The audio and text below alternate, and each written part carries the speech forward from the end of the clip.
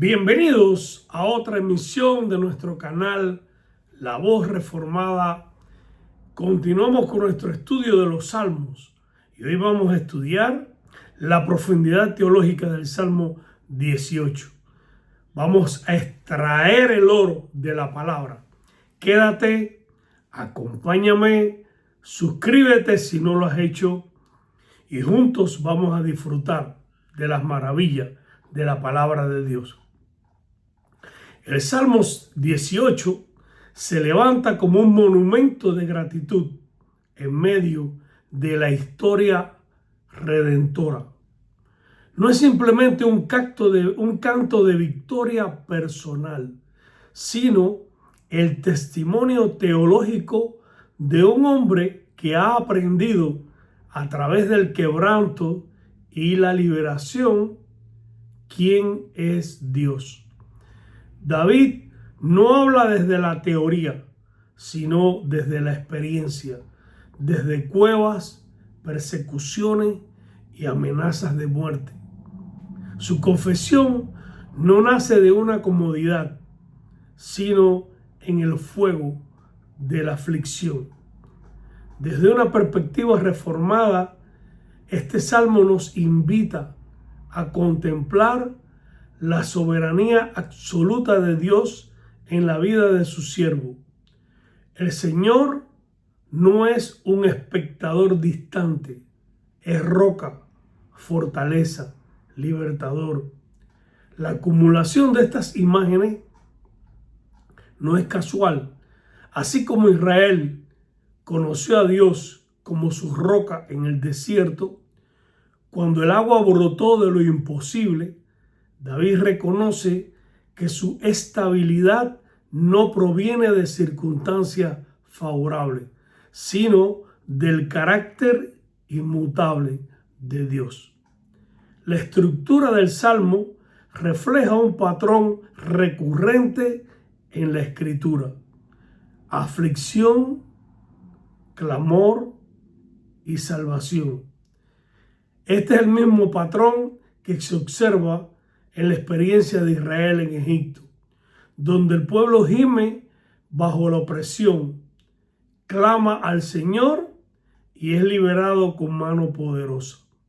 De igual manera, David clama y Dios responde, no solo con rescate, sino con una manifestación gloriosa de su poder.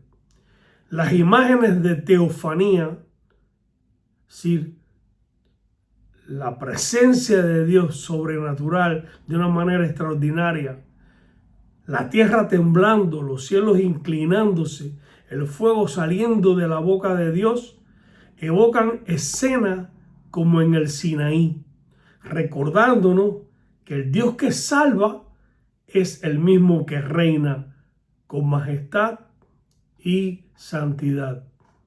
Sin embargo, el Salmo no se limita a la experiencia individual de David. En la teología reformada reconocemos que David actúa como tipo del rey definitivo. Su liberación apunta más allá de sí mismo, anticipando la victoria final del ungido Jesucristo. Así como David es rescatado de sus enemigos, Cristo triunfa sobre el pecado, la muerte y Satanás. Por tanto, este salmo encuentra su cumplimiento más pleno no en la vida de David, sino en la obra redentora de Cristo. Estudiar el Salmo 18 entonces no es solo analizar poesía antigua, sino entrar en una confesión viva de fe. Nos confronta con preguntas esenciales. ¿En quién confiamos cuando todo tiembla? ¿Reconocemos a Dios como nuestra roca o buscamos seguridad en lo pasajero? Al igual que David, somos llamados a interpretar nuestra historia a la luz del carácter de Dios, viendo en cada liberación, grande o pequeña, un eco de su gracia soberana. Voy a leer solamente la introducción y algunos versículos porque es muy largo. Ustedes pueden irlo leyendo primeramente antes del estudio o pueden irlo leyendo conmigo. Y dice este precioso salmo, dice: acción de gracia por la victoria. Segunda de Samuel es exactamente o casi parecido al texto que encontramos en Segunda de Samuel, capítulo 22 y versículos del 1 al 51. Al músico principal, salmo de David, siervo de Jehová, el cual dirigió a Jehová las palabras de este cántico, el día que le libró Jehová de mano de todos sus enemigos y de mano de Saúl. Entonces dijo David: te amo, oh Jehová, fortaleza mía, Jehová, roca mía y castillo mío y mi libertador. Dios mío, fortaleza mía, en él confiaré. Mi escudo y mi fuerza, y mi escudo y la fuerza de mi salvación, mi alto refugio. Invocaré a Jehová, quien es digno de ser alabado, y seré salvo de mis enemigos. Me rodearon ligaduras de muerte y torrentes de perversidad me atemorizaron. Ligaduras del Seol me rodearon, me tendieron lazos de muerte. En mi angustia invoqué a Jehová y clamé a mi Dios, y oyó mi voz desde su templo, y mi clamor llegó delante de él a sus oídos. Oremos. Padre, gracias te damos en este día por tu amor, tu misericordia y tu cuidado. Te pedimos, Señor, especialmente dándote gracias por esta revelación tuya.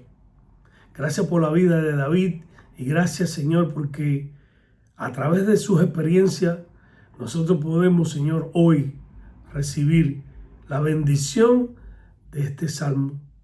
Gracias te damos, Señor. Bendícenos y permite que este salmo sea, el estudio de este salmo sea para glorificar tu nombre y para que las personas puedan conocerte más profundamente. En el nombre de Jesús. Amén. Yo te he titulado este estudio: la soberanía de Dios en la preservación de su ungido. Nos encontramos ante un David maduro cuya vida ha sido un crisol de aflicciones. El epígrafe sitúa este salmo el día que lo libró el Señor a David de mano de todos sus enemigos y de mano de Saúl. No es un simple poema, es un monumento litúrgico erigido en el Valle de la Victoria, donde el polvo de la batalla aún no se ha sentado, pero el incienso de la gratitud ya asciende al trono celestial. La tesis teológica de este salmo plantea y proclama la teonomía, cuando las leyes divinas se aplican en una sociedad absoluta sobre la historia. Es decir, cuando Dios gobierna total y absolutamente sobre la historia. Dios gobierna de forma absoluta la historia humana. Aunque a veces nos parece que somos autónomos y hacemos lo que nos venga en gana, el conflicto no es meramente político entre David y Raúl. Disculpen, entre David y Saúl, sino espiritual. Es el conflicto entre la depravación humana que busca destruir el linaje del pacto y la fidelidad inquebrantable de Yahweh, quien interviene con una teofanía, es decir, una presencia y una demostración de su poder cósmica para rescatar a su siervo. Este salmo ilustra vívidamente el capítulo 5 de la Confesión de Fe de 1689 de la Divina Providencia, donde se afirma que Dios, el buen creador de todo, en su poder y sabiduría infinito, sostiene, dirige, dispone y gobierna todas las criaturas y cosas para alabanza de su gloria, de su sabiduría, poder, justicia, bondad y misericordia. La exégesis y hermenéutica. Este salmo se estructura en una progresión lógica. Primeramente vemos la declaración del amor y confianza hacia Dios. Versículo del 1 al 3, la base afectiva y ontológica. En los versículos 4 y 5 vemos la angustia de la muerte, la condición de depravación y peligro. En los versículos del 7 al 19 vemos la intervención teofánica de Dios, la respuesta monergística de Dios. En el cuarto vemos la recompensa de la justicia. Versículo del 20 al 30, la base pactual de la liberación. En los versículos del 31 al 45 vemos el equipamiento divino para la victoria, la capacitación del creyente. Y del 46 al 50 vemos la doxología final, la alabanza a Dios, el retorno de la gloria de Dios. Vamos a ver algunos términos claves que podemos encontrar en este salmo. Por ejemplo, en el versículo 1 podemos encontrar la palabra erchanka, te amo. Es un término intensamente afectivo, derivado de la raíz para la palabra útero, rechen, sugiriendo una compasión y un amor entrañable y profundo que solo el redimido puede profesar tras experimentar la gracia.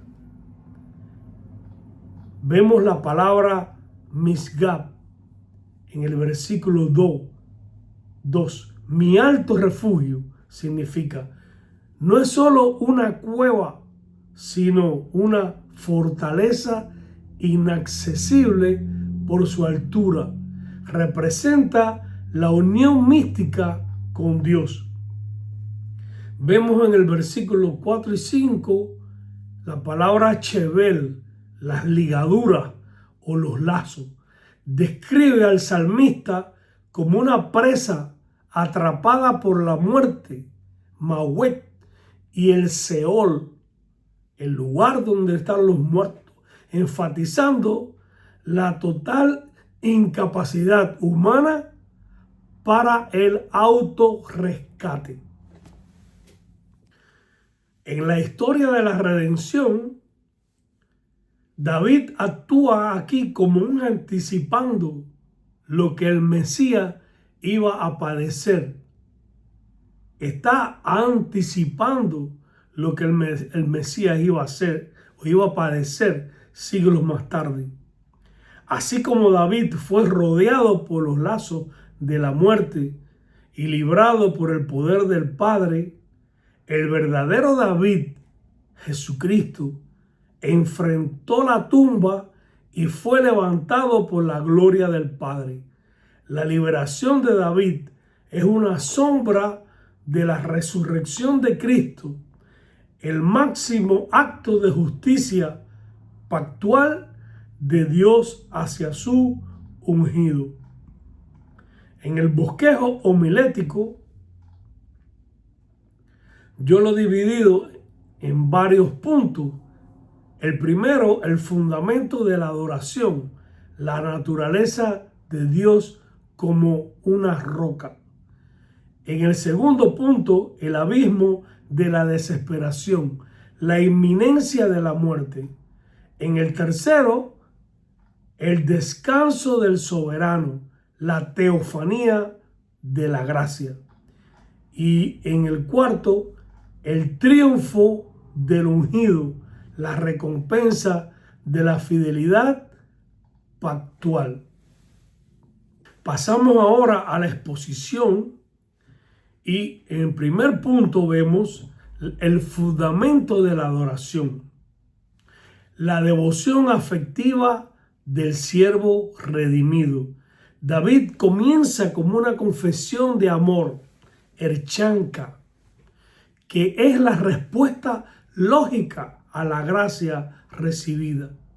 Utiliza 8 metáforas militares y geográficas: roca, castillo, libertador, etc., para describir a Dios. Teológicamente, esto nos enseña que Dios no es solo nuestro Salvador de forma abstracta, sino que se convierte en nuestra suficiencia total. En la economía de la salvación, Dios es la causa eficiente y la causa final de nuestra salvación. Vemos también la multiplicidad de los atributos comunicables de Dios en la protección. David amontona metáforas de Dios: roca, Sela; fortaleza, Mexuda; libertador, Palac. Cada término revela un aspecto de la divina providencia. Confesión de 1689, capítulo 5. Dios no es solo una ayuda externa. Él se convierte en el entorno vital del creyente. Al llamar a Dios mi roca, el creyente afirma que su estabilidad no reside en su libre albedrío, sino en la inmutabilidad de los decretos divinos. Sin embargo, esta confesión de seguridad no nace en un vacío. La solidez de la roca solo se aprecia cuando el creyente ha sentido el hundimiento inminente en las arenas movedizas de la muerte y el juicio. El segundo punto lo he titulado el abismo de la desesperación, la inminencia de la muerte, la realidad de la hostilidad del mundo y la depravación. Aquí se describe la condición de muerte espiritual y peligro físico. Los torrentes de perversidad, Belial, inundaron a David. Esta es la descripción del hombre bajo la maldición de la ley y el acoso de Satanás. No hay poder humano que rompa los lazos del Seol. David hace lo único que el pecador puede hacer bajo el llamamiento eficaz: clamar desde su angustia al templo de Dios. Vemos también aquí el clamor como el único recurso de la criatura dependiente. En mi angustia invoqué al Señor. Aquí vemos la articulación de la fe en medio de la impotencia. El clamor no es mérito, sino el reconocimiento de la insolvencia. Teológicamente, el hecho de que David clame indica que Dios ya está operando en él. El clamor es la evidencia del llamamiento eficaz, que comienza a manifestarse incluso en el valle de la desesperación. El clamor del necesitado llega al oído del omnipotente, y lo que sigue no es una respuesta silenciosa, sino una conmoción cósmica que altera el orden de la creación. En el tercer punto vemos el descenso del soberano, la ira santa de Dios contra los enemigos de su reino.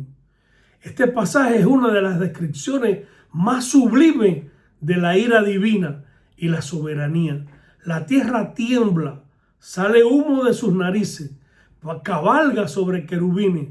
Esto no es solo poesía, es una afirmación de que toda la creación sirve a los propósitos redentores de Dios. Dios descendió para sacarlo de las muchas aguas. Esto es puro monergismo. David no nadó hacia Dios. Dios lo asió y lo sacó. Vemos también la condescendencia divina, el monergismo en acción. Es totalmente la acción de Dios obrando. Envió desde lo alto, me tomó, me sacó de las muchas aguas. En el versículo 16, este es el núcleo del monergismo. David no coopera en su rescate. Él es el objeto pasivo de una acción divina irresistible. Dios desciende, una clara prefiguración de la encarnación de Cristo, quien descendió al abismo por nuestra condición para tomarnos con su diestra de justicia. Esta liberación no es un acto arbitrario de poder, sino un acto de justicia basado en la relación pactual entre el rey y su ungido. En el cuarto punto vemos el triunfo del ungido, la justicia forense, es decir, la justicia de Dios y la integridad de vida bajo el pacto. David habla de su limpieza de mano. En este sentido puramente humano, esto suena a justicia propia, pero en el contexto reformado se refiere a la fidelidad pactual.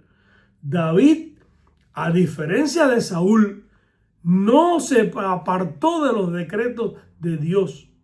Para nosotros esto apunta a la obediencia perfecta de Cristo, cuya justicia nos es imputada.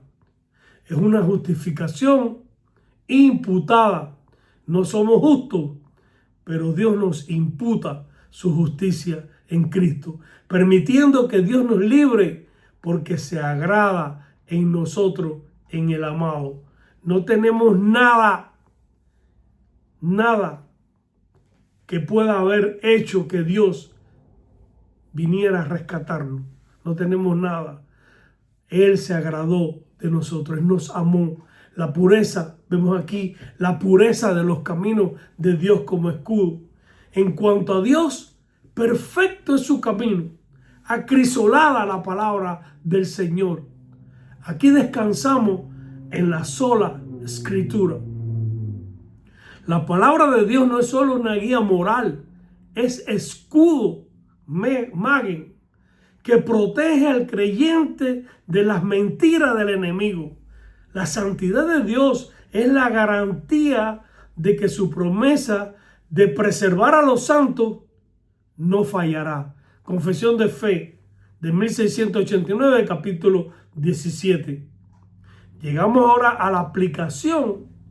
Este salmo expone nuestra tendencia a buscar rocas externas. Como bien dijo el profeta, han buscado, han cavado cisternas que no retienen el agua. Han dejado a las rocas, han dejado a la fuente de agua viva y han buscado una fuente externa. Y nosotros hacemos parecido. Buscamos a veces rocas, dinero, poder, justicia propia. Aquí se nos confronta con la realidad de que fuera de la intervención teofánica, sobrenatural, de la gracia de Dios, estamos irremediablemente ligados al Seol. Estamos irremediablemente perdidos. Este salmo también nos consuela. La seguridad del creyente no descansa en su capacidad de lucha, sino en que Dios cabalgó sobre un querubín para rescatar a David. Nuestra unión mística con Cristo garantiza que los lazos de la muerte ya no tienen poder sobre nosotros. Ya no tienen poder. Romanos 8:28.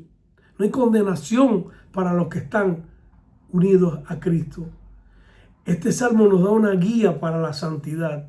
La santificación es el proceso de aprender a usar los pies como sierva, como dice el versículo 33, que Dios nos ha dado.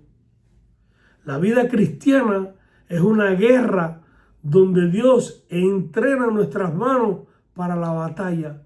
Versículo 34. No para ganar la salvación.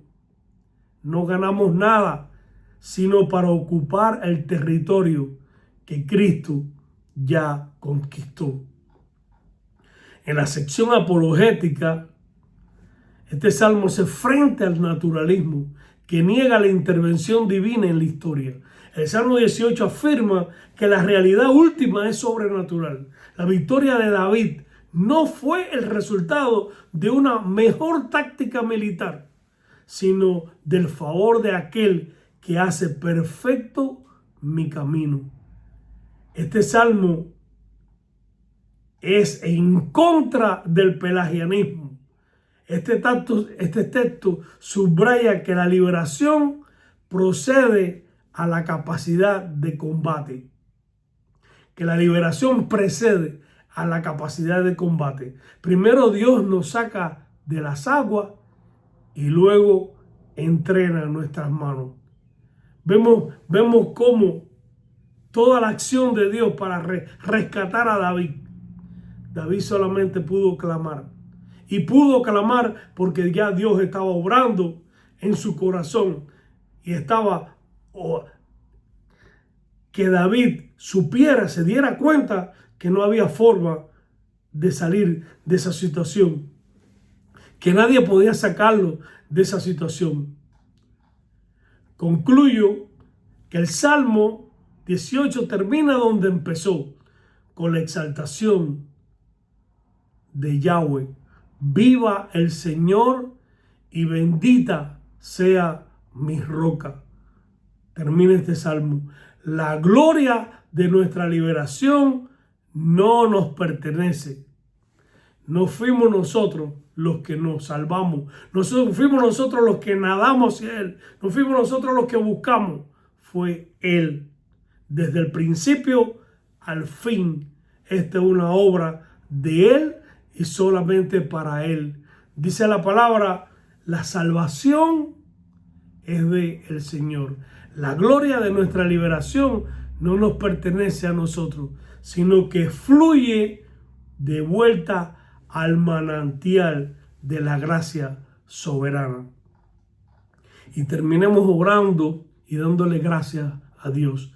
Oh Dios Padre nuestro, que en tu soberano decreto decidiste rescatarnos de los lazos del pecado y de la muerte.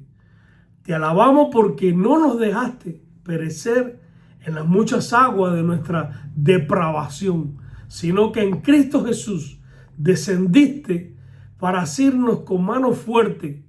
Gracias por entrenar nuestras manos para la batalla contra la carne, contra el diablo, contra el mundo.